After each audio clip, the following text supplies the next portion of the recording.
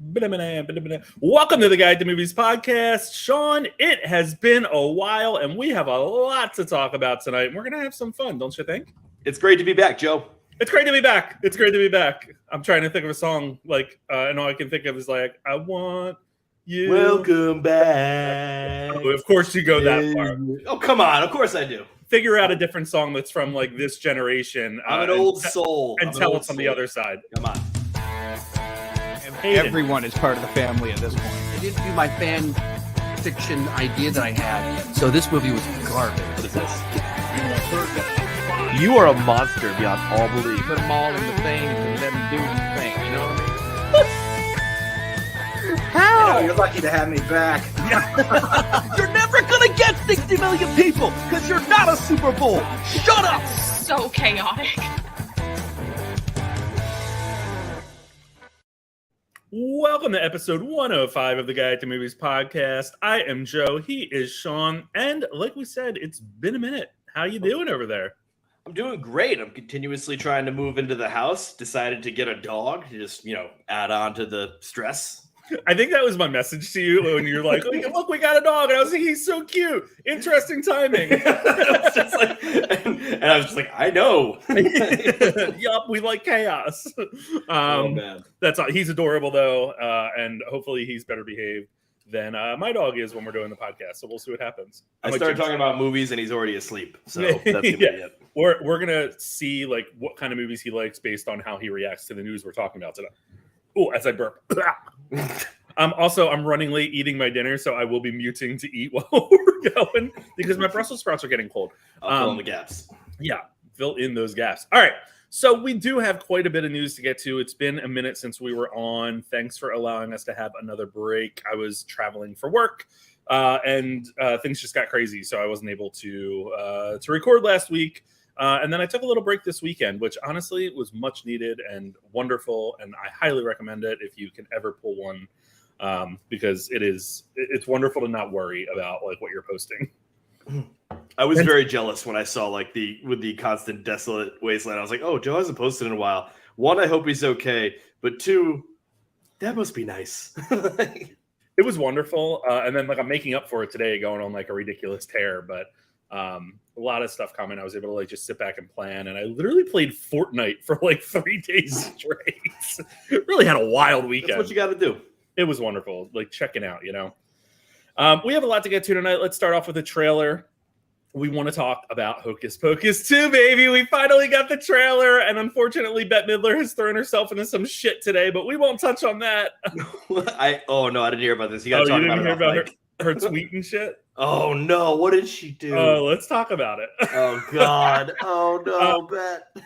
Let's just say that trans activists are not excited with her. This is where I struggle because I think I know where she was going with this, but also don't think it came out right or it was nearly the right way to say it. And she still hasn't corrected her. But she said, women of the world, we are being stripped of our rights over our bodies, our lives, and even of our name. They call us women, and they don't call us women anymore. They call us birthing people or menstruators, and even people with vaginas. Don't let them erase you. Every human on earth owes you. And of course, that's kind of being taken multiple ways. But yeah, it seems like that's this seems like something where it was an oversight, and she'll be issuing an apology pretty soon. And I genuinely think it'll be a genuine one. I totally agree with that because she's not necessarily moderate, not necessarily left right wing, not at all. Yeah. The Sanderson sisters. I don't know about Mary. She seems a little crazy. But what's vibrating in your house? I don't have my usual cell phone holder, so it's just leaning up against a Patriots bell. That's not good. Yeah, so I got it on Do Not Disturb now. Anyway, how do we feel about the trailer? It's the typical get hyped trailer. They don't really need to show anything because they people are gonna be watching this if they just showed the title on screen. So for that, I was a bit disappointed. It's you get 2 seconds of the Sanderson sisters, and then the plot that I guess is gonna be the main character plot. Much like we didn't care about the other main character plot, it was just we care about these fun witches and stuff like that. I don't care about the kid who's being a rap star for Halloween. and his little sister. There's nothing really there, and so they're just going to do that again, which is fine, and I'm cool with it. But I want to see more of them. But if they're hiding them for great material, I'm also okay with that. People are seeing this movie no matter what. The people that are fans of this movie will, so they don't need to put something in that process. But I always want just a little bit more footage to draw me in. Yeah, I agree. And this is just a teaser. I'm sure that we'll get another one within like the next month or two. They do have D23 coming up in September, Disney's big fan expo, which they're going to show a lot of shit there. I was thinking today we haven't seen anything from Black Panther 2 from Wakanda Forever, but then again Marvel's going to be at Comic-Con and then D23 as well. So a lot of big spectacle moments for them coming up. D23 feels a lot more like announcements. So I feel like Comic-Con will show the Wakanda Forever like teaser trailer stuff. Yeah, true. I mean, I don't know. They're kind of making it more of like a con this year too by having like a marketplace and all kinds of random Disney, of course. They're gonna be like, come to this session and we're gonna dump you in a marketplace. That's what they do. I like the trailer. I that's no surprise to anyone. Like, I actually was just I was surprised when it dropped. I didn't get a chance to watch it because I wanted to react for YouTube because apparently that's what I do now. And I just thought it's so funny because the graphics are obviously so much better, and so even just seeing that and being like, oh, look at an upgrade, and then when you hear their laugh or Bette Midler's laugh, I was losing it because it was just like, oh, here we go. I'm confused why there's a black cat again, but I'm sure we'll figure that out. Yeah, it seems. Yeah, that kid was released. He was free. But I think I think I need to rewatch Hocus Pocus. I think at this point, it's been a very long time. It's been a long time. I watch it no less than 15 times a year. I keep in mind I watched it like 7,000 times as a child, so I think I have the basic idea in there. I almost wish the graphics were kept lower still, much like the Ghostbusters sequels and stuff like this. Keep the graphics kind of like that, and it keeps the retro nature in. No one would do that. Obviously, it would be it would be a horrible way to do this, but still something. Yeah, I'm with you. Looking forward to it. I want to see a little bit more. I'm interested in what the story is ultimately going to twist into. They were playing into some fan favorite moments from the first one, especially at the end, asking if they're looking for the stage. There's all the leaks that came out from when they were filming showed that. Did you have a chance to see Disney posted a reaction video of the three of them watching it? Did I send that to you? You sent this to me immediately. Yes, that was fucking adorable. And if that was great, if the teaser didn't get you excited, like that part where they're just like, "Ooh, that looks good." They skipped over the part that didn't have them at all, though, which was quite funny. It was just oh, they're going back to the city, then gigantic space, and then it's just them. It's like, look, it's us. I like the part where they're like, some legends never die or whatever, and Kathy Najimy tapped on Bette Midler and was like, yeah, that's you. I'm very excited for this. I can't say enough about how well that's probably going to do on Disney Plus. It's going to be interesting what it does, because I wonder what the younger market is for Hocus Pocus. I wonder if they also watch it. Because we watched it, not only because we liked it, but also because it played on the Disney Channel 17 times every Halloween. And we would watch it 17 times every Halloween. And so we grew to love it that way. I wonder what the younger audiences feel and if it'll go there. But in our age bracket, holy shit, this is going to do great. Absolutely, but also think about the kid, the parents our age who are going to be you're watching this with me, number one. But number two, they play it on Freeform every year.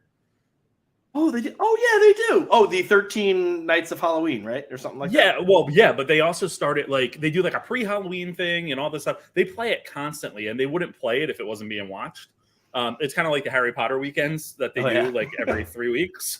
They do it for the 25 days of Christmas, which doesn't totally add up. Well, there's Christmas scenes in just about all of the Harry Potter movies, so it counts. Couple of seconds. It counts.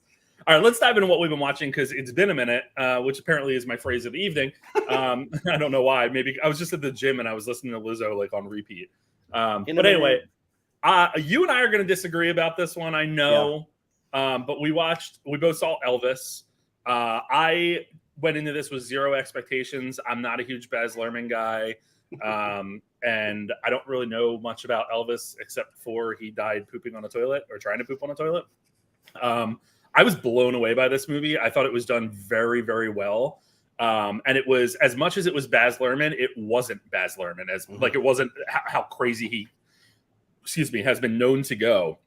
But I mean, Austin Butler is the mesmerizing centerpiece of this movie. If he's not a front runner right now for an Oscar, or for at least a nomination, I would be shocked, because it is a breathtaking performance. And someone said this to me recently, that about halfway through the movie, they felt like they were just watching Elvis. Like they forgot they were watching a performance, and he really does become that role. I've watched clips of it over and over again, like the when he's singing Trouble and he's like starting to like gyrate again, and he gets taken away by the police and all that. There's just some scenes that are just so well done. Tom Hanks was a piece that I was nervous about going in. I always struggle with criticizing when it's a character based on a true individual. But I thought, it's a very different character for Hanks, but I thought he delivered it. I thought he did a good job with it. And I really have no complaints about this movie. I know that's wild, but I loved it. And you did not have the same feel. I didn't. I will say, though, I didn't like a lot of the criticisms that were there. Like I didn't agree with a lot of the criticisms that a lot of people had. And one of them was people were just like, oh, it's loud and boisterous and like crazy and stuff like that. I'm like, well, that's Baz Luhrmann. And I understand like you can't just like that isn't an excuse, but at the same time, that's the ticket on the ride you bought. I mean, if you don't like that, then it's not your cup of tea, but you can't really judge a film for that when that's what that director goes for on every single one.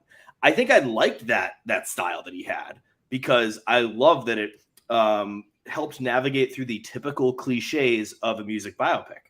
Because unfortunately, because of Walk Hard, the Dewey Cox story, all musical biopics are now just completely under the gun.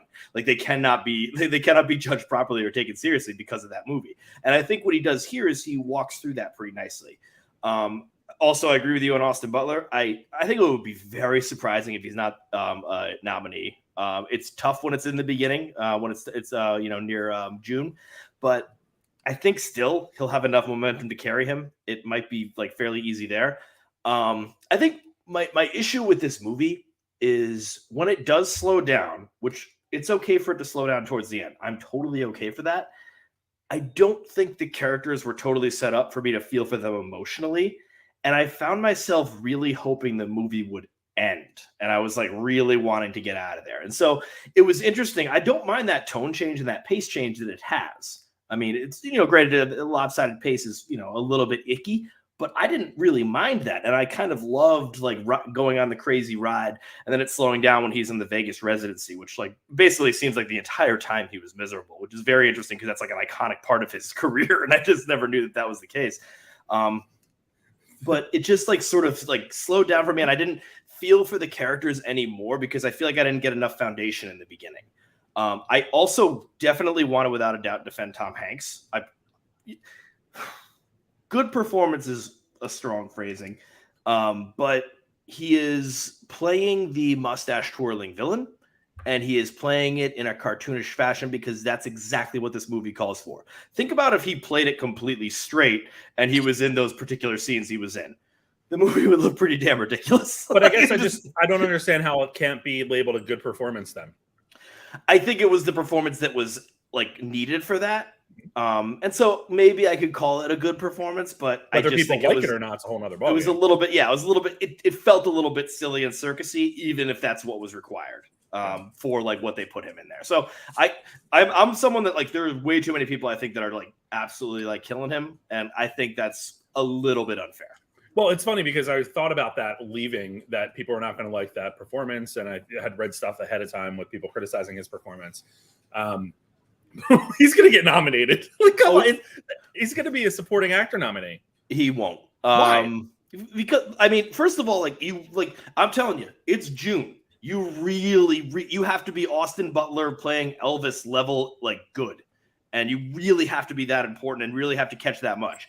Like right now, Hanks is sort of universally hated for this performance. It would be very, very strange if he got it. I don't think he should get nominated. I don't think he should be lambasted as much, but the attention is like mostly negative, and that means it's going to be even for June, it's going to be really tough. If this came out in December, and this reaction was the same to his performance, then maybe, honestly, maybe. But like now it's just like, oh, people are going to be forgetting about his performance soon, where Butler overshadows him completely.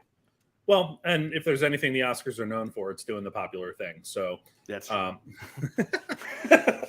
yeah, really enjoyed it. I actually really want to see it again, which is crazy. I never thought I would say that about an Elvis movie. I do enjoy the fact that I gotta share this there, but the fact that we completely switched sides on this movie. We did. Before we both walked into it. You texted me being like, I really don't want to go see this movie right now. And I was like, come on, it's gonna be fun. Then we walk out, I have a frowny face, and you were just like absolutely like awestruck. I love those moves. That's the most fun I've ever had of us just like going in a little unicycle. It was me and all the Bucks County moms here, hanging out. They were in their Elvis shirts and stuff and walking out going, wasn't that incredible? Wasn't that great? Yeah, it's wild. I would encourage for anyone listening that's interested in the story about the Colonel and all that. The Colonel is who Tom Hanks plays. Do some research on it. Read some of the real life accounts, because it is kind of interesting to see kind of where they took the film. The other one, that I'm burping about. Again, I'm eating my dinner while we're doing this. I should be done shortly. Apparently, I made a lot. Is Thor: Love and Thunder. I won't say too much about it because it's not out wide yet. I will just say that I very much enjoyed it. I had a smile on my face the entire time. There's a lot of jokes that I would love to use right now on this podcast that I'm not going to. But my social reaction, my public reaction was that I thought everyone really kind of knocked it out of the park with their performances. Christian Bale is a very different type of villain than we've seen before, hell-bent on revenge, and you learn about that early on. Chris Hemsworth just embodies this character. He knows who Thor is. Tessa Thompson as Valkyrie is ever delightful and given quite a lot to work with here, as is Natalie Portman returning, who I thought did a fantastic job. It's visually stunning. It's really funny. The soundtrack is incredible. I still think I like Ragnarok more because Ragnarok's the one that really took us in that direction for the first time. But it's Taika Waititi, man. He's just crazy. Taika Waititi is a crazy man. Are you seeing that this week? Oh yeah, I got my Thursday ticket already. I've realized all of a sudden that it's I really got to be careful with these. I kind of wait a little bit forward to the last minute because the theater was packed and everything like that. Right. So I just got the one little seat, so I'm gonna be the loser sitting next to two groups of people. Excuse me, is that seat open? That's my seat. Yeah. Oh yeah, I'm sorry, you can't move. Excuse me, I'm in AMC at Premiere Plus or whatever it is. Yeah. Oh yeah, I go through all the lines. It's great. Just absolute jackass. Get your popcorn. God, I hate that when I go to an AMC. Because they'll be there and you're like, yes, I'm the next person. And then 7 people come up in a line. And you're like, what the hell? I actually don't wait in that line because I feel too terrible about it. I can't do it. Hey, if you're paying for it, use it. What have you been watching here? So not a lot of movies, unfortunately, because we'll talk about the movie of the weekend, which I decided not to see because I'm not going to see Minions because I don't want to see a movie that's written by a game of Boggle. So I just instead I decided to go with 2 TV shows. And so I decided to go with 2 TV shows where FX on Hulu has been killing it with these 2 TV shows. I'm going to start with this one first. It's The Old Man. Where Jeff Bridges is a former CIA assassin, FBI. I don't exactly know. I don't pay close attention to when they talk words. I just like the action. But he's a former assassin working with the government. And he's retired. He's hiding out and stuff like that. They find him. And as they find him, they he has to kind of go back after them or go run and stuff like that. And it's the other side of it is John Lithgow. Now, as we go through these episodes, a lot more is connected that we don't realize, and it's fascinating. It's intricate. Jeff Bridges is turning in a hell of a performance considering he had cancer and COVID during production. So this guy is just absolutely killing it. John Lithgow is amazing. A lot of it is them talking on the phone. One's in the car, one's in an office, and it's just they're just not even chewing the scenery, but the way that dialogue is just written and the way they decide to just spew it out is just spectacular. It's so great. The action is unbelievable. This is directed by, I couldn't believe this, but John Watts, or at least he directed a few of the first episodes. Really? It is not like Spider-Man. It is very different. But it's directed so well. The action is directed well. It's fascinating. I love this show. It's wonderful. So FX on Hulu. It's coming out every week. But the other one, I don't like being hyperbolic. I don't like being Don't ruin this for me because I want to watch dramatic. it. I won't say much about it, but I will say this might be one of the best shows I've seen. It's really good. This is called The Bear. It is where, and I forgot to look up actors' names, but this is where the gentleman from Shameless, Lip, he inherits a Erie. He's a 4-star chef, Michelin chef, like amazing chef. And he inherits his brother's Chicago eatery called The Beef. It's kind of like a dive bar, like, beef sandwich place. And he wants to try to create a like 5-star atmosphere then. The simpleness of that premise could almost turn someone off, but it leans into the simplicity to be able to learn more about these different characters. The filming is just fantastic, where it captures this energy of behind the stakes kitchen. They don't do like some lame thing where like life is a lot like cooking a stew or something like that. But those morals and those messages still come together in this. And there's like, it's not central on cooking. It's not central on just like there's certain actions there. But it's just every episode is wonderful, and there's not much that happens in each one, but you learn so much about the characters. There's often in other shows, there's like little episodes where they go off and like they just follow one character and that's it. And I love those shows, and I love when episodes do that. This does that, but amongst all the other characters there still, and it just zeroes in on one person throughout it. There's an episode where it's just one take the whole time, but it doesn't feel like that. It's not obvious like that, like 1917 or the Birdman, where like they really like made it seem like it was one take. This is just like all of a sudden I was realizing, oh holy crap, this has been one take the whole time, and it's really beautiful. Oh my goodness, I can't speak too highly about the show. I try not to overhype it to people I talk to, but it's really difficult for me not to. I genuinely love this. Definitely my favorite this year, without a doubt. How long are the episodes? That's the other fascinating thing. They're half hours. Yes. It's a drama. It's a straight up drama. Like, maybe some comedic things happen, but they're half hours. It's unbelievable. I love it. I absolutely love it. That is wonderful. It is truly great. There's a lot of good TV that I've missed out on that like I said to you before this, I haven't even watched Stranger Things. Someone in the comments just said, so the show is not like Ratatouille. You get a little bit of like the cooking intensity of the kitchen and stuff like that. But no, other than that, it's not like Ratatouille or Raccoonatouille. This show is going to be one where like in the second season, they start having famous guest stars. Like one episode, Gordon Ramsay comes to check it out and is like, what the fuck you doing? There's a guest star in this that blows my socks off, and it's just true. And they don't even like lean into it too much, but I just was like, I couldn't believe it when he came in. Is it the one that's like, and if you don't have, golden, blah, blah, blah. Oh, you said he. Is it Ina Garden that's always, I think it's Ina Garden that's like, oh, and if you don't have golden extra virgin olive oil, that was, handcrafted and mixed in a dilapidated skull of a goat. Store-bought's fine. All right, let's dive into what we've been watching. First, let's talk about the Minions, because the Minions did really well at the box office this weekend. I'm not even close to surprised, by the way. I'm not even close to surprised. It did over the 4-day weekend. It did 125 million, which is insane considering that Lightyear opened at like 71. And I would always think that a Disney Pixar film is going to do better. But I mean, I guess they were smart to hold Minions. They've been holding Minions for like 2 to 3 years because of COVID. This was the last major COVID delay. So we're like, I didn't know this was a COVID one. Wow. Oh yeah, this was a COVID delay, because someone had said that they saw this, like a critic that I was talking to, they'd seen it at a festival or something like years ago. Well, the problem is Universal doesn't really have a streamer to like put this on, right? I mean, Peacock. Oh, good. Oh yeah. All right. They have to turn it into a horror movie that's subpar. So I guess what's interesting, first of all, why do you think it's doing so well? I mean, I knew this was coming just because there was not a single other film competing on 4th of July weekend, where 2 of the days, at least where I lived, were raining. And so right off the bat, I said, okay, so this is going to be doing way better. They projected it at 70 mil. I knew it was going to be over 100 mil. And also, these are the Minions. They are everywhere. They are different types of toys. They are, like they're in every single sign. They're in every single Happy Meal of every single fast food chain.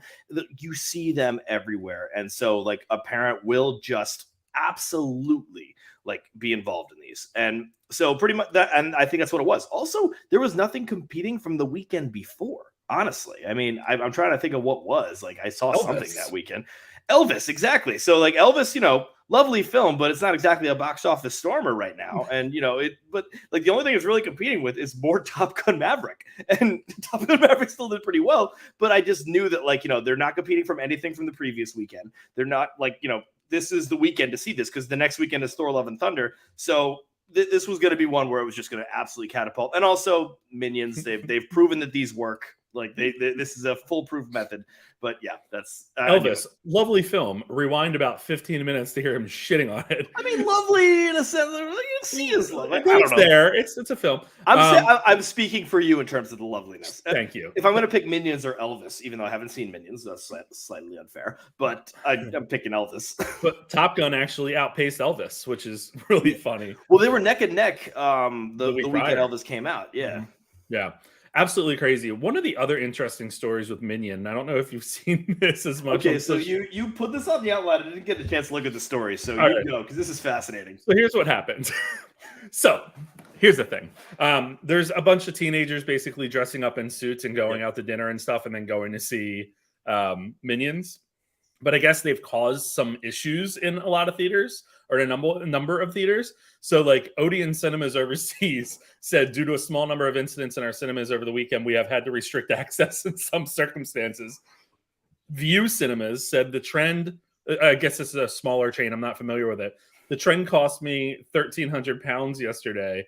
I had to refund all the tickets in that theater because a kid shouting and mimicking the Minions while the film was playing. It was a group of about 8 kids. Now, when we see any kids coming into theater, coming in to see the film dressed up, we give them a warning. We tell them if there's one complaint, whatever that may be, they'll be kicked out of the cinema. Why were they not kicked out to begin with? Like, that's what I don't get there.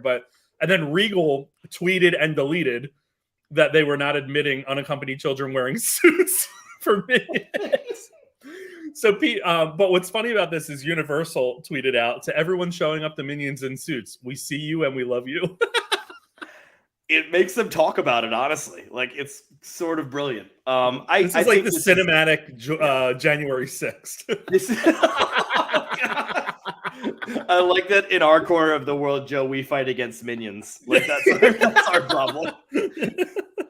And Star Wars fandom. Anyway. I'm really torn by this because on one hand, it is just kind of funny that kids are coordinated enough to all dress in suits to mock a movie, but also you're mocking Minions. So, you're mimicking the Minions. I mean, that's what the kids would do going into it and everything like that. I mean, I get that. I saw a few videos of this now that you mentioned it, where they stopped the movie and they just took the kids out. Like they just literally. I saw that. I know it's a bunch of them too. And so I don't know. I mean, I'm very torn on this because if you're disruptive in a theater, get out. But what we applaud when Captain America lifts the hammer and everything, and we get all excited and stuff. And so there's those levels of it. I think you have an intense degree of irony at times, and that's where we get into trouble. And so they are straight up mocking it. Like I know, there's this Gen Z level of mocking Minions that is unbelievable. Like it's fascinating that they've coordinated this and they're all getting up in suits. A part of me does love it, but I know they don't love it for the sake of the movie, and so that's where I am sort of out. But do they? Because there are people out there that and teenagers and young people that really do love the Minions and just think they're funny as shit. And maybe this is just them taking it a little bit further, but I don't know that it's all mocking. I think some of it could be coming from love because they did pay $15 to $18 to go see the damn movie. So that's why Universal's like, yeah, keep going. I know. I was gonna say, gentle Minions, keep it going. Which is actually a great hashtag, by the way. Gentle Minions. Yeah, that's wonderful. And I've seen them all go up on the escalator with the suits on. I don't know. There's a lot of funny stuff to this. I hope they're not overly disruptive in the theaters because I do hate that quite a bit. But also, I get it. It's fun. When it rains this weekend and Sam has something to do with family or whatever, you're going to be bored and you're going to go see Minions, and the gentle Minions are going to turn it over. There'll be one thing that will piss me off more than having to go see Minions. It's a bunch of people being assholes in the theater. Oh my God. What's funny is people are saying, and I think it was a Screen Rant article, they're comparing it to, or wondering if it's the same group of kids on social media that goaded Sony into putting Morbius back in the theaters. It is. It 100% is. Hey, but they went to see this one. Yeah. Well, I mean, they still have to get the internet points. I mean, This is such a ridiculous story. Let's move on to James Cameron, who is currently working on a movie called Avatar 2. I think. I don't know. No, Avatar: The Way of the Water. James Cameron has started talking a little bit more about it and has said that he doesn't know if he's going to be directing Avatar 4 and 5, I guess it is, right? Yeah, 4 and 5, because they shot 2 and 3 back to back. Which is kind of crazy. So he's saying, I don't know if I want to pass the baton to another director that I trust to take over so I can go do some other stuff. He's also not getting any younger. That's what I was going to say. Like, he's not going to be able to see Avatar 4 and 5. He's going to be like, you have to have the best bifocals for... No, I meant death. He's 67 years old. At the rate they're going, it's 11 years every time. 78 will be Avatar 3. 89 will be, like, he will be 100 when Avatar 5 is out there. Like, I don't know if Lightstorm Entertainment will exist, / I don't know if we will. So, you know, I mean, like, cool, like that, like, he's going to pass the baton. Of course he is. He's 120 years old. But he's really excited about Avatar 4 because he said via Deadline, quote, I got more excited as I went along. Movie 4 is a corker. It's a motherfucker. I actually hope I get to make it. Now I want him to do it. Can't this guy, like, just do a John Wick sequel? That would be so cool. He was so great at the action movie sequels that weren't originally him. Like, I just want him to, like... We've seen the sequel of Avatar yet, so we don't know. I'm just saying, like, right now, he's just, like, for the rest of his life, he's doing Avatar movies. That's pretty much what he just said. For the rest of our life, we're going to be doing this. God, that's a dark thought. Yeah, that's true. A dark thought? Well, dark thought, just like, I don't know. I've just heard the rest of my life. I'm right now sitting in a house that I'm going to be paying off when I'm 70 years old. So, yeah, I'm ready for, like, whatever. I'll be there with the rest of my student loans. Yeah, there we go. The other thing that James Cameron is in the news for is he basically came out and was like, yo, shut the hell up about this being a 3-hour movie. Because, spoiler, I think I just expected this. But the new Avatar: The Way of the Water is going to be 3 hours long. It's clocking in at that. And what was the comment he made? I don't want anyone whining about length when they sit and binge TV for 8 hours. Can't blame the guy. It's fair. I mean, also, like, you know, make it entertaining, make it fun. It'll be fine for 3 hours. I watched a 2.5-hour episode of Stranger Things, and it didn't feel like 2.5 hours. It went by like nothing. So, you know, okay, like, you know, entertain me for 3 hours. You're fine. I won't be bored. But yeah, like, it's one of those things where it's like, what was it? A couple of episodes ago, we were criticizing the Thor, or we weren't criticizing, but we were responding to criticism of the Thor movie being too short. Now we're pissed off at movies being too long. Right. It's just like, sit in the theater, have your popcorn, pee 8 times like I do, and shut up. Pee 8 times. I don't think you got up once during Black Widow. I didn't get up during Black Widow. And weirdly, very weirdly, I didn't get up during the Batman, which is stunning. Yeah. Because there were some moments in the Batman that were slower. I'm not saying they were slow or bad. I'm just saying they were slower that I would have been like, now's the time. See, I'm an expert at plotting, like spotting when I know it's going to be like kind of like a slow down moment, like just because I've had the PP problem my whole life. And so, like, I just knew that was the moment. I was like, gotta go. Do you have the app? There's an app out there that tells you when to pee during movies. I've heard about this. I tried to use it. It didn't feel right, because then, like, it'll just tell you, oh, it's the part when Captain America lifts the hammer, and I'm like, damn it, that's what I didn't know about yet. Or you're like, I don't have to pee now. Yeah, yeah, exactly. It's just one of these things where you got to feel it at that time. All right, let's jump over to the Marvel Cinematic Universe. There's a lot of stuff going on. Of course, people are excited for Thor, Love and Thunder, but also more interested to see where things are going in the future. And one thing down the pike that we know is coming is X-Men in some form. And interestingly enough, the Rocket Man's Taron Egerton shared recently that he met with Kevin Feige and other Marvel studio executives about the role of Wolverine. This is honestly the most specific I ever remember an actor being about talking to Marvel. Usually it's just like, oh, yeah, I had conversations with him about stuff. But he's like, nope, this is the role I'm gunning for. He said, I'd be excited, but I'd be apprehensive as well, because he was so associated with the role that I'd wonder if it would be very difficult for someone else to do it. But hopefully, if it does come around, they'll give me a shot. I feel like Hugh Jackman would hand it off to Taron Egerton in a heartbeat, because they both just have that, like, that enigmatic musical focus and action, and they can do it all. Taron Egerton, the next Hugh Jackman. Hugh Jackman would hand it off to a stack of Q-tips. He'd be like, I need to get out of this role. Here, please take it. Like, I don't want to do this anymore. I think he posted today like a picture of something with Wolverine and said something like, let's see how fast the rumors go or something. Oh God. He's who is it? Zack Snyder levels of like, messing with people online. To this day, Zack Snyder's screwing around. Here's my bigger question. So number one, I have multiple. Number one, how do we feel about Taron Egerton? I think we may have talked about this on the pod before. Mm-hmm. So let's move on from that question.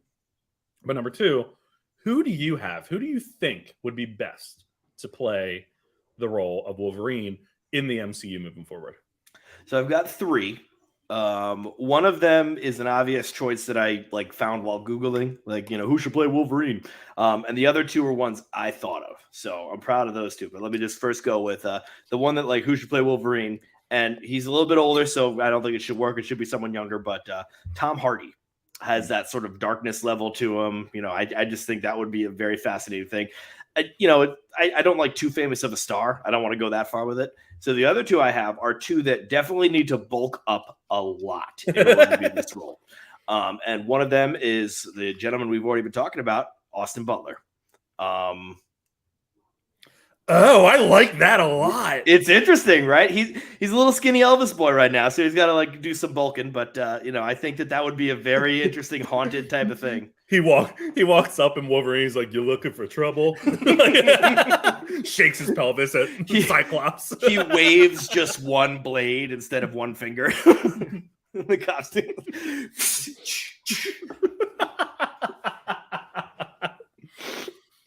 And the other one is Jacob Elardi. Jacob Elardi. From the really, really nightmarish dude from Euphoria. And also Deepwater. Oh, yeah. Yeah, he's someone who's very, very tall and lanky, but he also already is pretty built. He's already pretty imposing. He's already an exceptional villain in Euphoria, true blue villain. That it would be very interesting. I mean, not that Wolverine's a villain, but the darkness in him could be very interesting. Yeah, I like that a lot. I think that's smart. I'm stuck on that Austin Butler one because that's a really fucking good pick. I like it a lot. It's just, and also it's the perfect one because it's he's gonna get at the very least, and he already has it, but at the very least he's getting Oscar buzz where he'll be sixth place and people will be pissed if he doesn't get nominated. But so he's already got that attention going for him, and so pretty much the fame is really building up pretty solid and could really get him on this. He seems like he could actually pull it off too in terms of the gruffness and stuff. I think that would be really wild. Definitely, yeah. My two are not unknowns, but one of them is Scott Eastwood.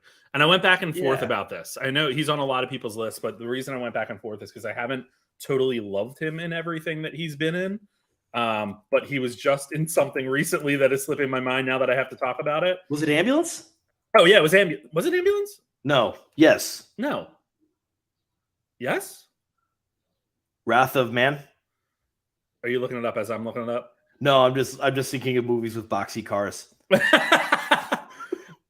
He was in I Want You Back. Oh, that's what it was. Yeah, yes. he was in I Want You Back, and I actually thought his performance was the best it's been. And I usually don't like him, so I thought that was really good, and that kind of pulled me back into wanting to cheer for him to get a role like this because I think he could be really good.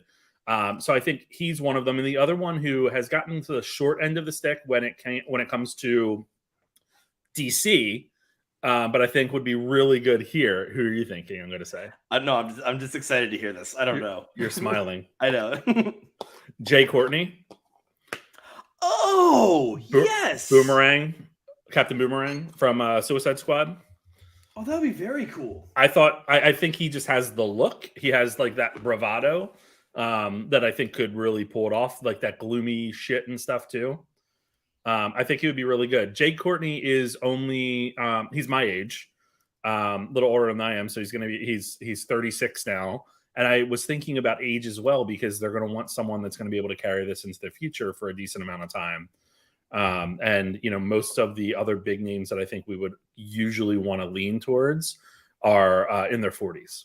Yeah, mid to late 40s. So And like I always say, I say this to you all the time, and it's always the eye rolly answer that I give. But I just always want like an unknown or someone I've rarely heard of, like Jay Courtney would be a great pick because it's like, who's that guy? It's someone you can root for. Yeah, it's like someone like, oh, this is somebody that like is just coming up still, like maybe their fame is a little bit on the rise, and that's always who I like to hear about it. Like, I mean, Tom Hardy would be cool and all, but Tom Hardy's set. He's good. Yeah, and you also have the Marvel crossover thing. I mean, he is over in Venom. Oh, well, Sony Marvel. Spunk. Spunk.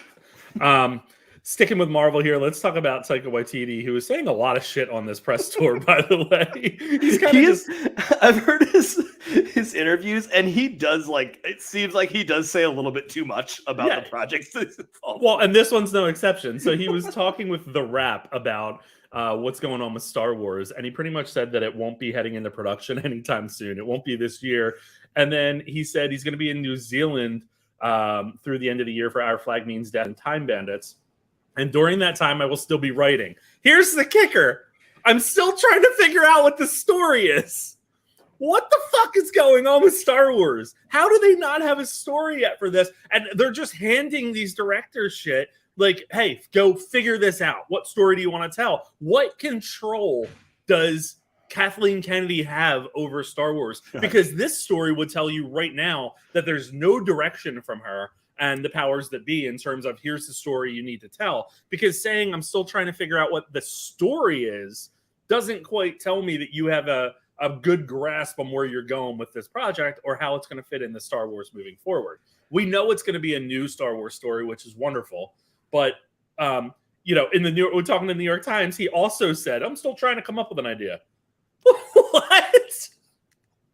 I'm sort of baffled by the way they're handling the movies, where it seems like the shows, they have this intricate lineup set up, ready, let's go. Like they have everything on ready to do battle with every single show for the next 10, 15 years. But movies is just we have one movie coming out. We don't know what it's going to be. And I guess Taika's doing it, but also he's doing 5 other projects. So he'll be doing this in 10 years. They don't have any plan for movies. And they don't have to be the MCU where everything connects, of course. So there's no intricate lineup that way. But you are the Star Wars property and all of your movie projects died.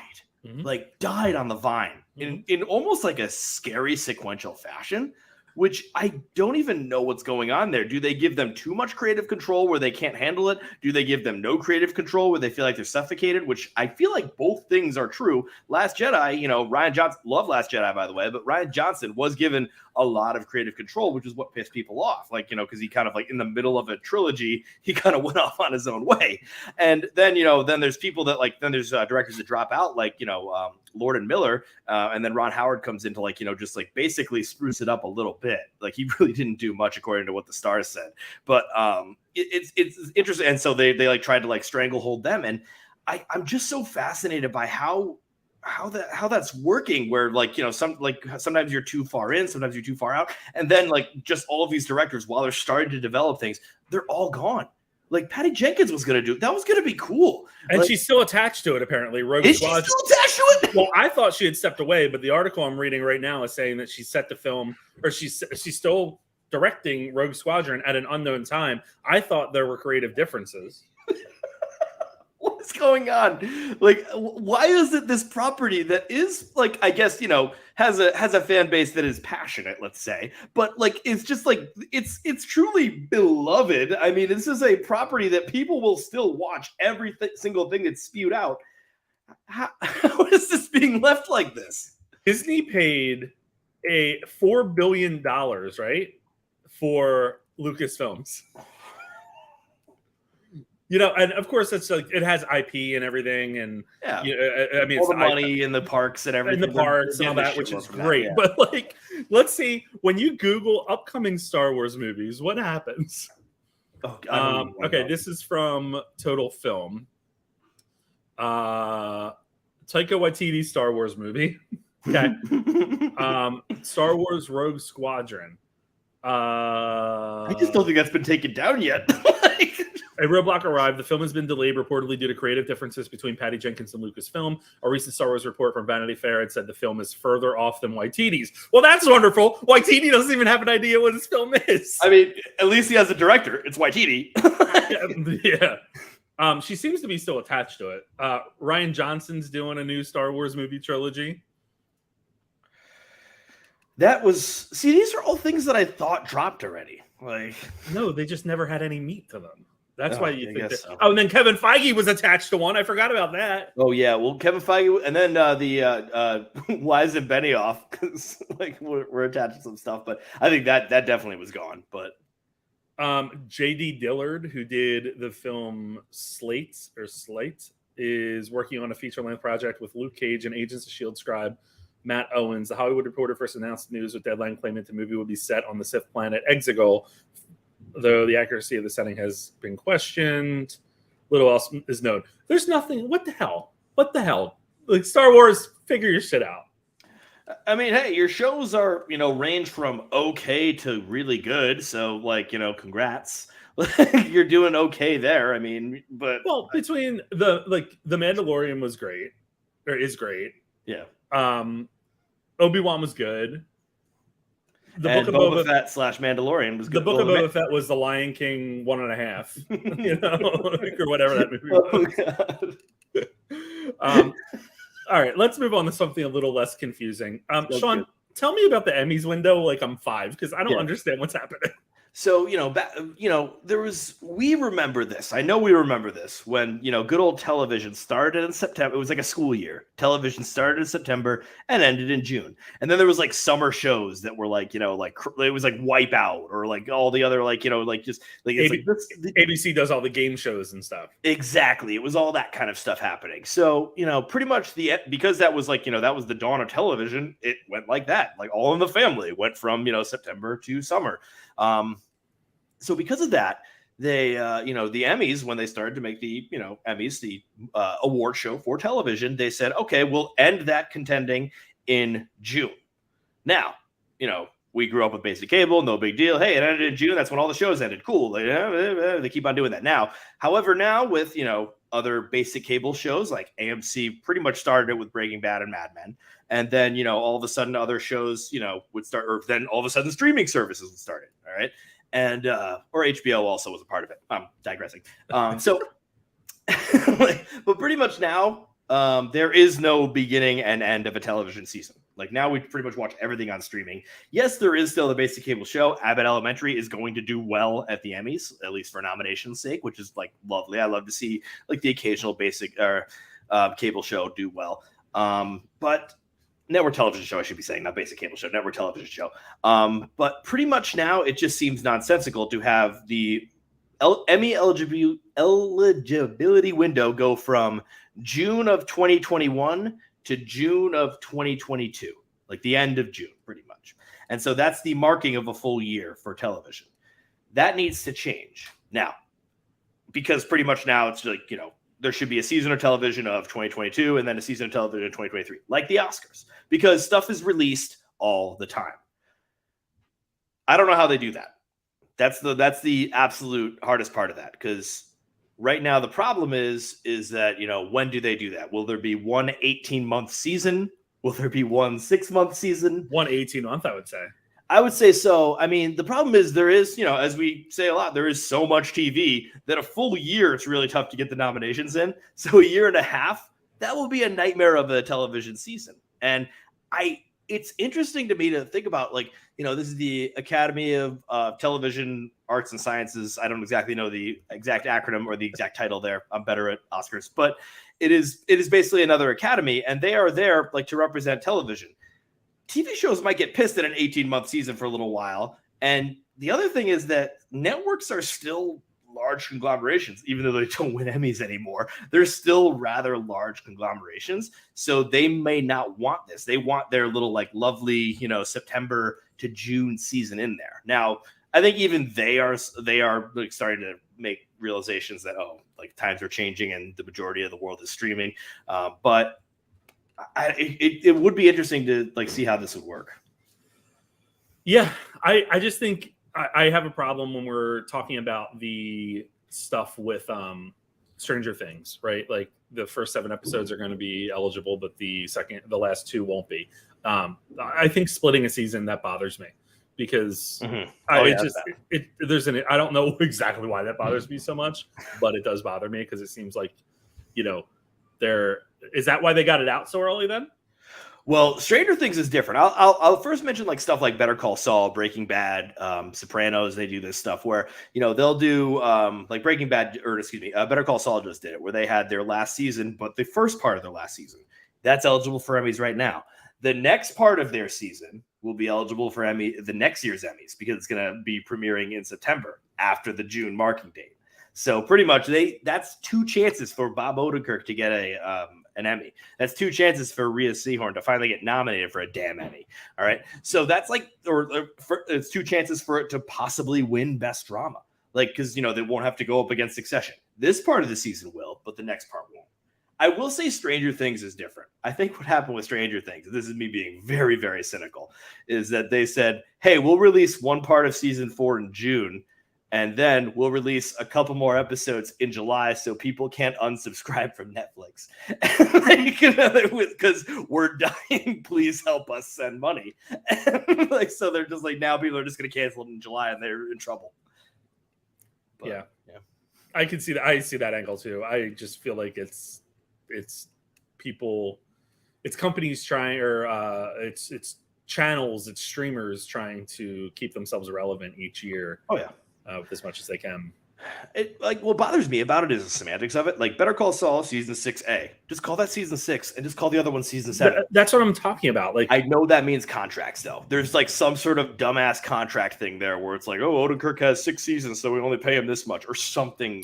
But I also can't believe that hasn't been countered by now by Hollywood agents. Like that's so surprising to me. Well, I guess they all film it together, and so that's like the main reason why. And so it's still like that kind of amount of work that's being done. But you're right. Yeah. Like it should, like, you're still got to do like bullshit press stuff and everything. So like you think like you're still working, like when it's released. But I don't know. It's tricky. But that stresses me out.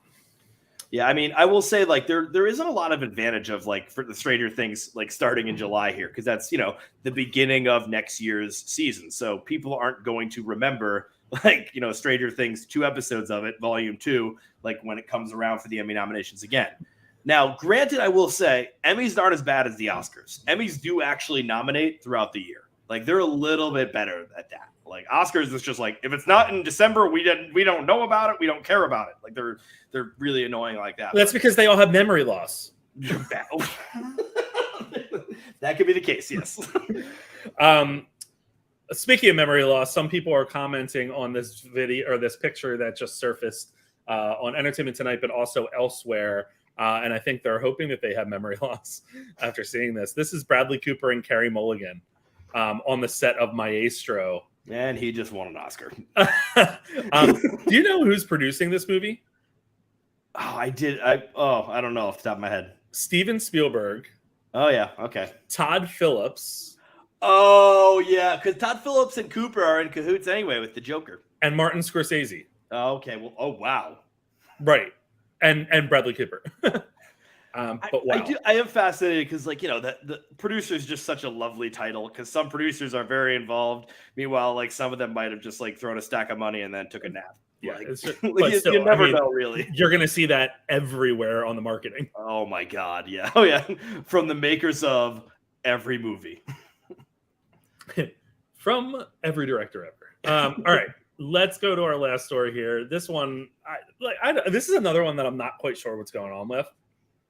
James Bond, Barbara Broccoli, what's her title? Executive producer Barbara Broccoli. She told Deadline recently that it's going to be at least 2 years before the character makes a return because they're trying to figure out what direction they're going to take the character in. What type of 007 story are we going to get? And that will help them determine who they're ultimately going to select. She claims that they don't have anybody in the running right now, quote unquote, because they still don't know where they're taking him. I will note, she says, we're working out where to go with him. So I do think that kind of throws some cold water on, are they going to take it in the direction of a female or not, or a woman or not, which is what they what I think they were getting at in the last film with, the taking over the 007 moniker. Oh yeah. But this really just surprises me. I mean, they're saying they want a reinvention of the iconic and legendary MI6 agent, which I agree with. I think let's do something different. I like that idea of going back in time and looking at a young Bond and stuff like that. But it surprises me they didn't have a plan, because there was so much time in between the last two Bond movies, and now you're going to have years in between the previous one and the next. What are you doing? Who is Kathleen Kennedy running this? I did a quick Google, and in between Die Another Day and Casino Royale was 4 years, and so I'm just sort of thinking that was the last reinvention of Bond. And I thought about I remember when Die Another Day came out, it was oh, it's fun, it was a fun campy Bond and stuff like that. But I think people were just it's lacking. I think we're done. He literally just did a GoldenEye satellite in space, and so it was just I think we need to move on and do something different with it. And they did with Casino Royale, and it was a huge hit. It was interesting that there was a lot of people that or not a lot of people, excuse me. There was a very vocal minority that was a little bit pissy about Casino Royale, because they're he didn't have any gadgets, he didn't end up with a girl, all the classic, he's not misogynistic. He's not misogynistic. He's not an asshole. I think that was what they were going for. Is they need to overhaul it completely, and I think they need to do that again. Where it would be interesting to say, would they not need to focus so much on a grittiness and go back to an interesting, campy style? I don't know how that would even fly now. I don't know if that could, if they could go back to a Roger Moore or a Sean Connery, where it's a little bit silly. I think they did that back in the day because it was old effects and everything, and it was kind of difficult to do. But that would be the reinvention that I hope for. But you're right. They should have. But I try to remember when Daniel Craig was announced as Bond, because I'm trying to think 4 years. That's not a lot of time. They should already have like you said, there should already be some wheels in motion after. Well, if they don't even know where they're going with it, they don't have a script. The movie's not. It's when they say at least 2 years, that's for sure going to be. It's going to be forever. They announced him in 2005.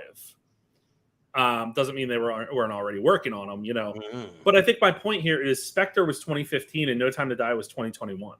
COVID, of course, impacted that as well, but that's 6 years. And now you're asking us to wait another however many years for, the next iteration. And I just think that's crazy. At least I guess the theme of tonight is people coming out and saying the quiet part out loud. Don't tell us that you don't know what the fuck where the fuck you're going.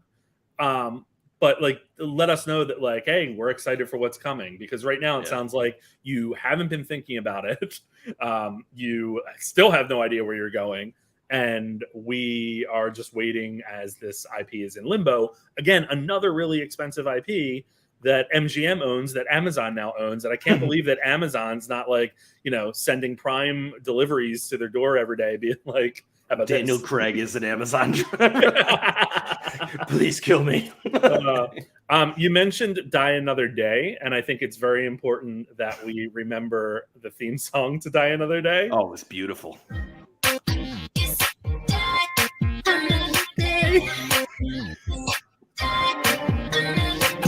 Wait, the best is the next part. Ready? The fencing. Here you go. Listen. I guess I'll die another day. Oh God, this is beautiful. Why is that the one that I remember out of all of them? Oh, of all of them, the one I remember is just the world is not enough.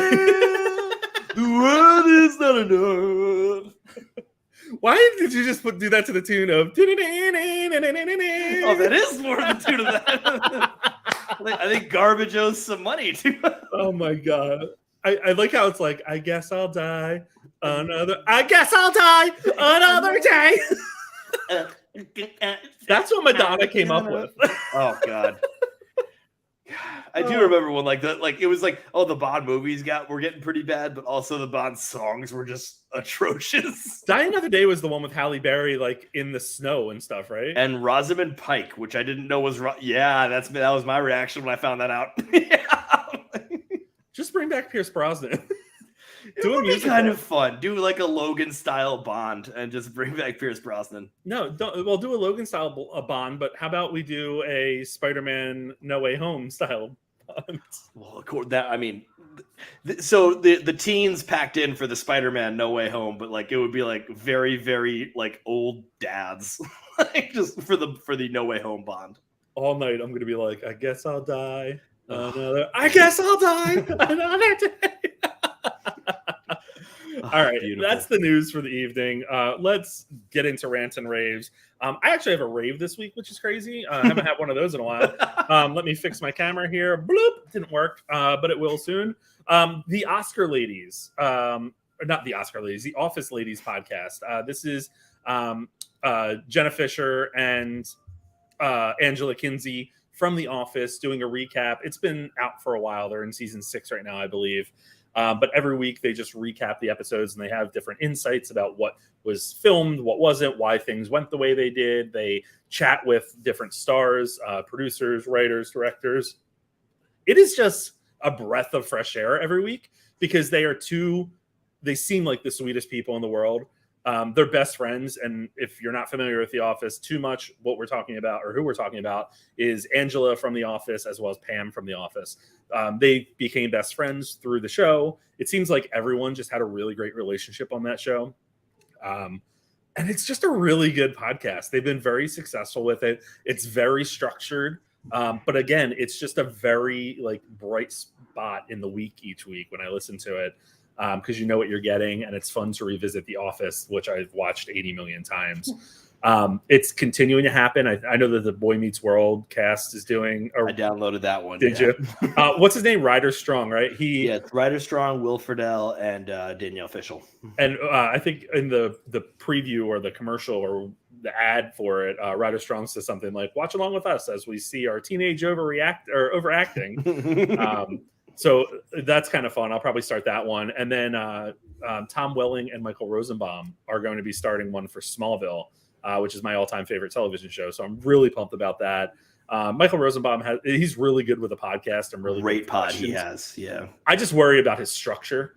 Like, if they're going to try to stick to a structure here, because he does kind of get off, Well, he does a good job with the he does the Marin type of interview where he just has a conversation, which I actually kind of dig those. And he still keeps, like, as much as he does meander, it's tight. It's an hour, so I think like he'll be okay with the structure. There's some times where I'm like, just shut up, Michael. Like, let the person talk. Just shut up. That's true. But I mentioned to you, I don't know if you are still listening or you had a chance to listen to this one. But Kate Flannery from The Office was on Inside of You. Kate Flannery is the one that played Meredith on The Office.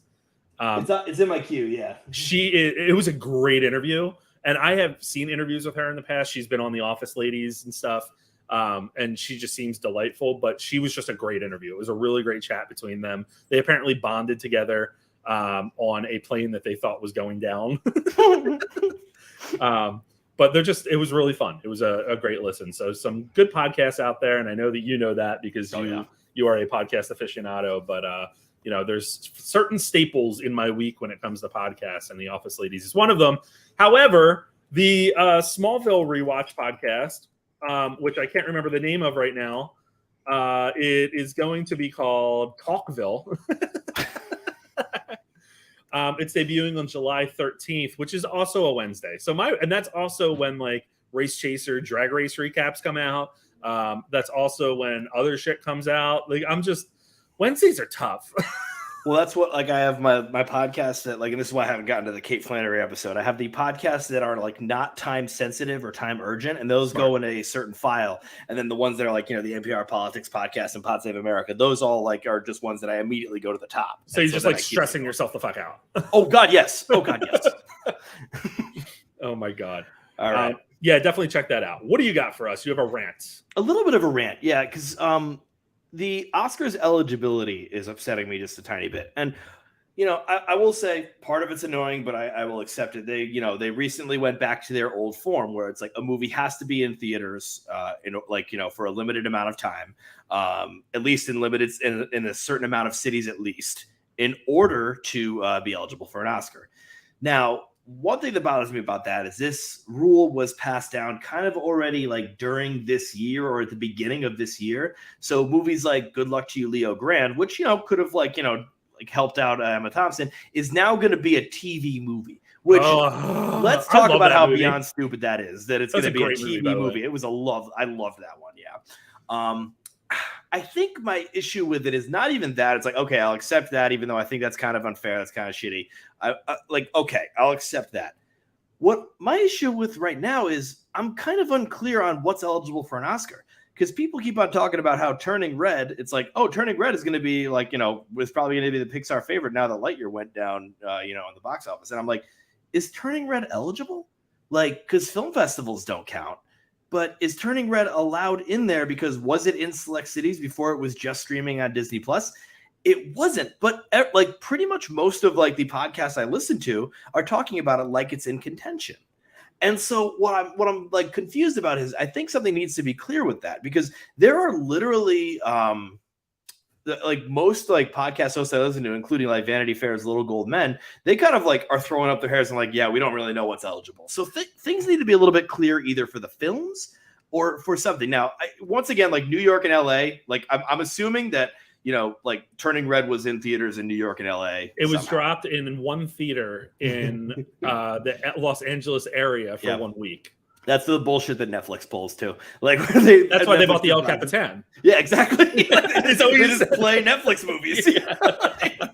So I mean, hey, however you can get around like that kind of crap, it works. So it's interesting that I just don't know that, and I guess like a quick Google search confirms things, but I didn't really know. Like I wish like there was some sort of like I don't know what it would be, but some kind of Oscars eligible situation, because otherwise I just sort of throw up my hands in confusion. And I'm like, all right, so now I know officially Turning Red is eligible for an Oscar, because for a while I really didn't think it was, because it's like that was Disney Plus streaming, that wouldn't be allowed. Just like Chip and Dale is going to be a TV movie, which I think I'm going to be writing an article about how like the TV movie category in the Emmys is just not even like I don't even understand what that can be anymore.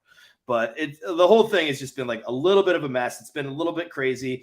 And, I wish the Oscars maybe gave more advance notice, like maybe next year do stuff like where it has to be in theaters, because otherwise Searchlight would have put Good Luck Leo Grand in theaters for a little bit, because I think they could have gotten some Thompson attention at least. Well, and that's what I was just looking that up again, because it is listed on AMC Theaters website, but I don't think because it says exclusively on Hulu.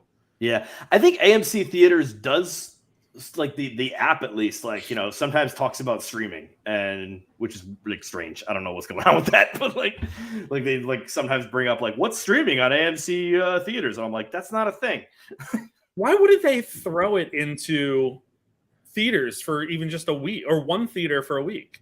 Part of the eligibility is like really shitty. It's like once it's on streaming, it can't go into the theaters. But why couldn't they do that the week prior? I mean, that's the Netflix model. That's what I was wondering. I don't know like when that announcement came through that the eligibility changed. All I know is that it was like a couple of months ago. Yeah, but they must have known shit, because Turning Red was back in whenever. There's a chance that I don't know when it was announced. Like this is the problem, is I don't know.